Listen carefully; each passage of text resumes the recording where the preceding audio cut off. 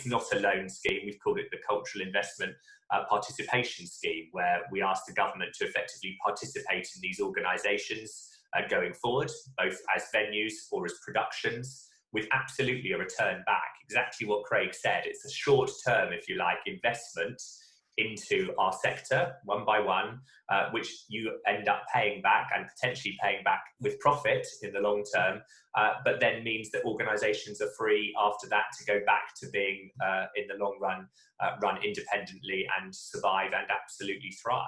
So it could be something like a bond. So you're basically asking the government to invest in supporting the arts bonds, and they get their money back. I mean, it sounds brilliant, really. It's a long-term participation scheme. That's what it is. Whereas, how long will it last for? How would you see it? A year, 2, 3, 5? It would depend on each organisation and the arrangement, and it might be different for commercial to a charity. For the whole of the nation, if you like, or particularly in England, how much would you be looking for the government to invest? How much will it take to? Obviously, how much, Julian, will it take to save West End Theatre, the Royal Opera House? Well, very roughly so we've looked at that on a 3-month basis, because of course what we don't know is how soon people can open. So if you just give a blank figure, it's like, well, that depends on what estimate you put.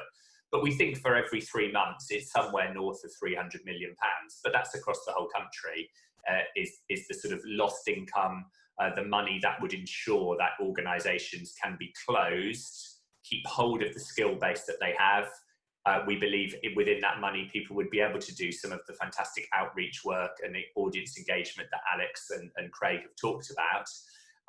But just to put that into context, you've got, I'm not going to name names, but there are major, commercial companies in this country who are asking for bailouts of billions for just a single commercial company.